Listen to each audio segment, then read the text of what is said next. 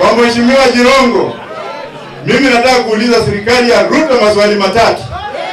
Swali la kwanza, there have been no government statement ya kuelezea sisi kwamba ile probox ambayo ilikuwa inafuata Ruto ilikuwa imebeba kina nani, na ule mzigo ambao ulikuwa kwa hiyo probox ilikuwa ni mheshimiwa ama ilikuwa ni mtu mwingine. Niseme.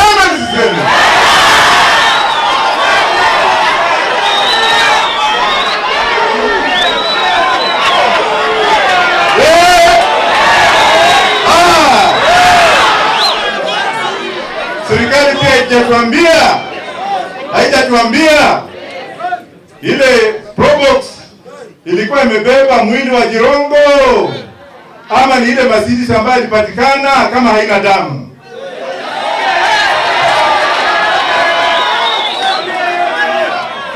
Na ile basi ilikuwa imebeba abiria kutoka Busia, abantu bokulyo Busuma. Abantu bokulyo Busuma ndingoho. Abantu bali batanga Christmas. Hao waluya wenye walikuwa kwa hiyo basi 65 walienda wapi? Niseme. Kabla sijaendelea, wangapi watapigia Wajakoya kura 2027?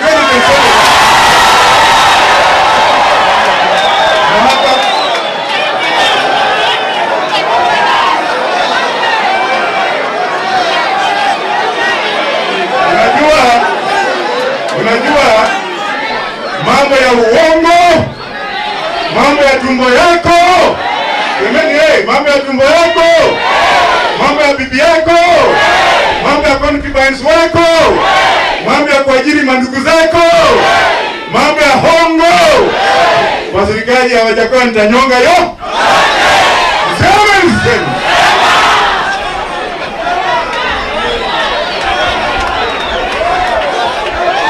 Unajua katika watu hawa wote, katika hii group ya hawa wote, I am the most learned kwa hii timu yote. Nimesema sijasema?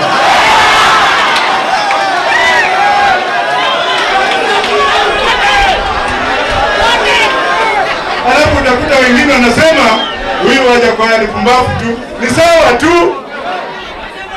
Jirongo alikuwa kwa ofisi yangu 4 days before his death.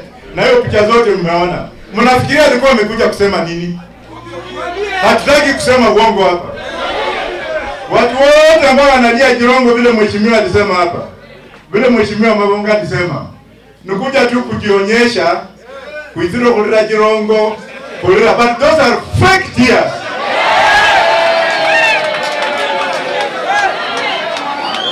Mheshimiwa Speaker, if you are man enough the way you are, if you are man enough, start recognizing and working with Wajakoya. Nimesema sijasema?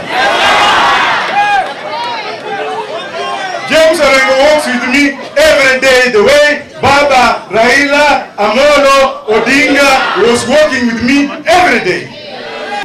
Why do you work with this madman? Lakini mimi mwanga sijali. Hata nimeona Wetangula ametukanwa lakini sipati yuko tu. Naona Musalia pia ametukanwa yuko tu. I do not want to see people sitting in a boardroom. They have a boardroom from morning. Wanapanga vile watakawanya serikali. Alafu in the afternoon wako juu ya magari kuambia watu Ruto. Na mimi napigana naye 2027. Naelewa. Kwa vile Mheshimiwa Speaker, nataka ufikishe habari ya kwamba we have started a journey which is going to be realized. We are walking away from old school, ile mathematics ya conservatism. Luya unity, Wenya kusawa Wetangula, Wenya, hiyo kuzi yote tuache tu. Manake mimi nimesimama kama president, hamna mtu kama kwa hii group ni kusema tu Wajakoya, ni Wajakoya. Wanafikiria I don't fit in. Let me shock you. I got 2.8 million votes. Zikaibiwa na Ruto, zikaibiwa na Raila. Lakini Mheshimiwa Speaker, so it fits to recognize me. Alafu wale ambao wanaota, wacha niwaelezee na niwaelezee sawa sawa.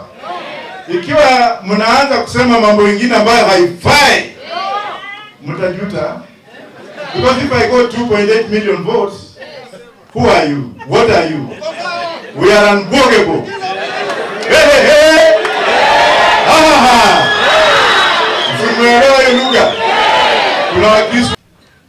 But sometimes we don't say because we can't say some things that come to us in a privileged position.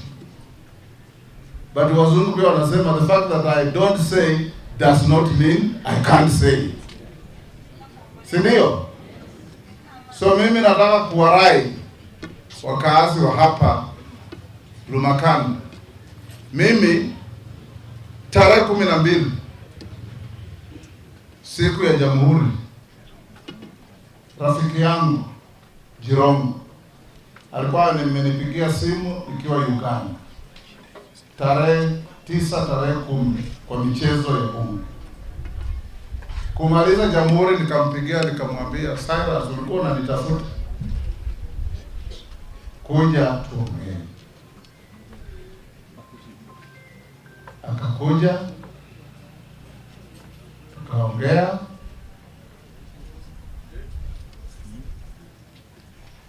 akaniambia mwaka huu ukianza mama yako alikufa, na mnajua mama yangu Ann na Bahwana alikufa. Tukamzika tarehe 3 mwezi wa Januari.